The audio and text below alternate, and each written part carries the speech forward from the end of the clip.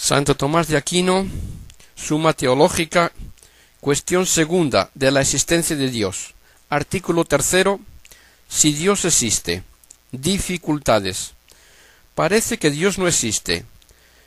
Si de dos contrarios suponemos que uno sea infinito, éste anula totalmente su opuesto. Ahora bien, el nombre o término Dios significa precisamente un bien infinito.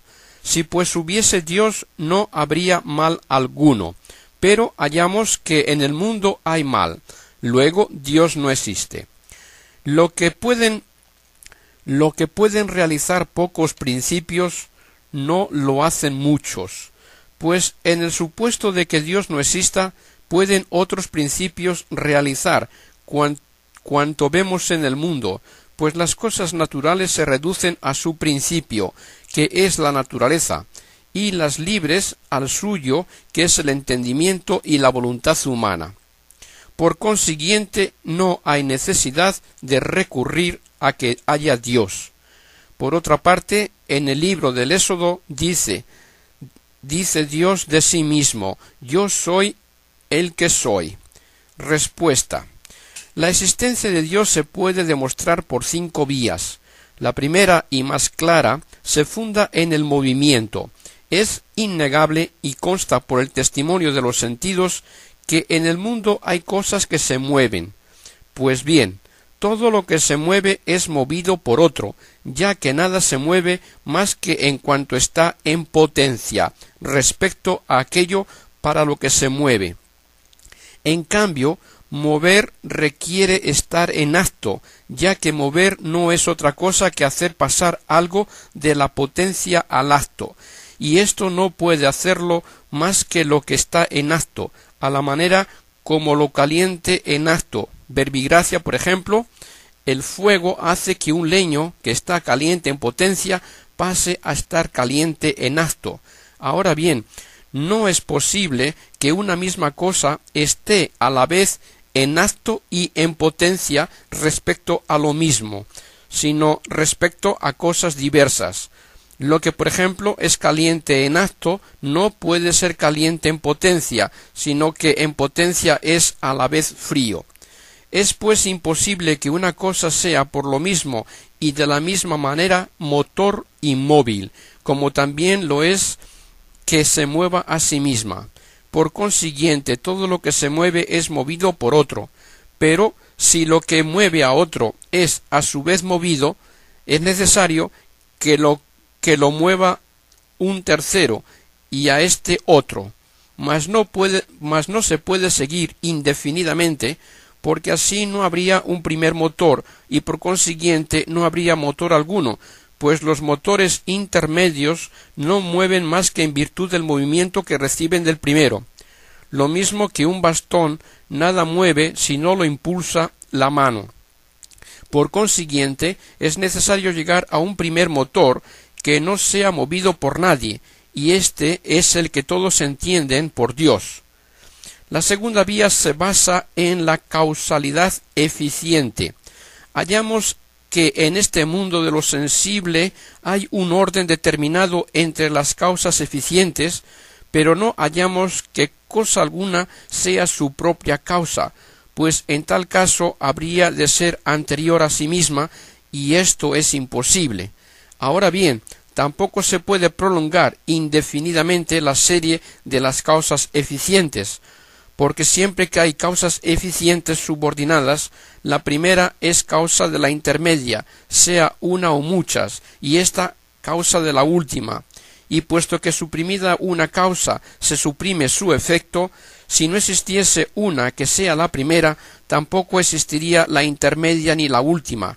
Si pues se prolongase indefinidamente la serie de causas eficientes, no habría causa eficiente primera, y por tanto ni efecto último ni causa eficiente intermedia, cosa falsa a todas luces.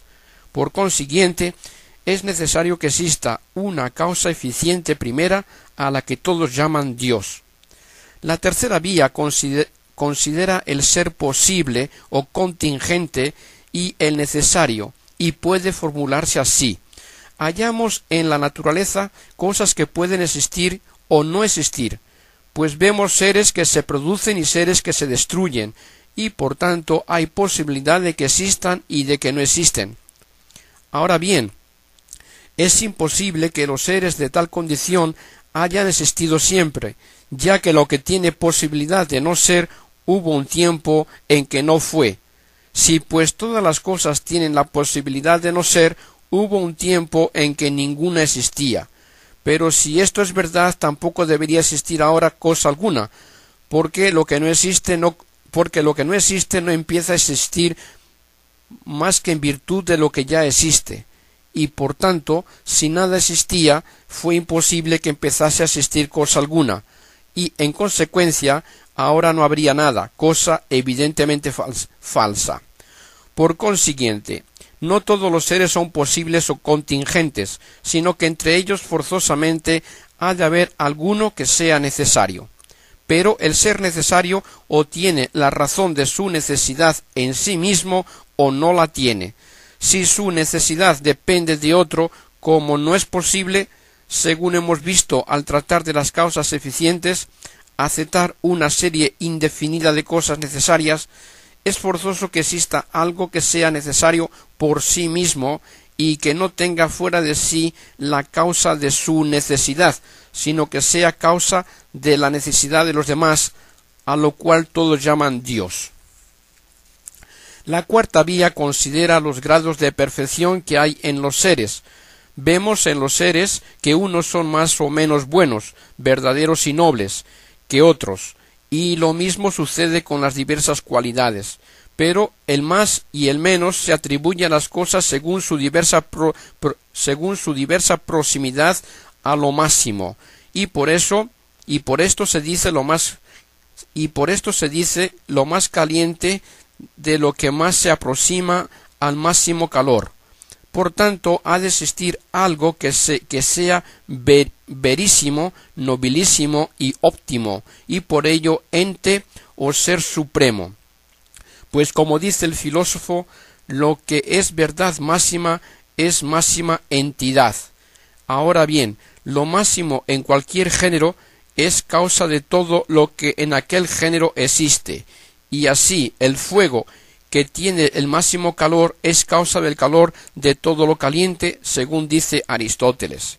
Existe por consiguiente algo que es para todas las cosas causa de su ser, de su bondad y de todas sus perfecciones, y a esto llamamos Dios. La quinta vía se toma del gobierno del mundo.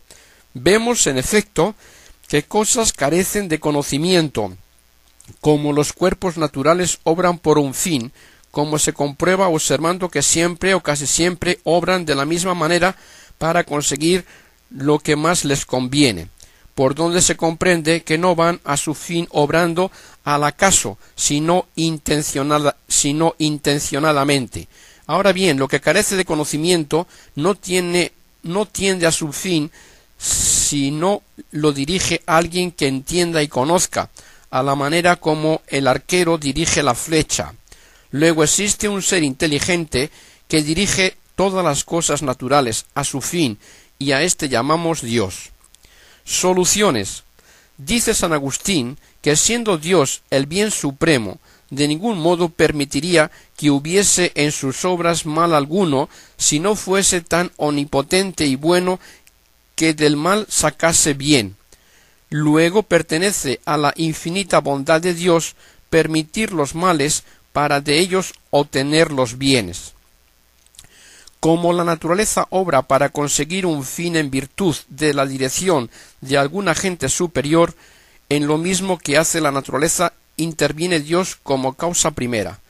Asimismo, lo que se hace deliberadamente es preciso reducirlo a una causa superior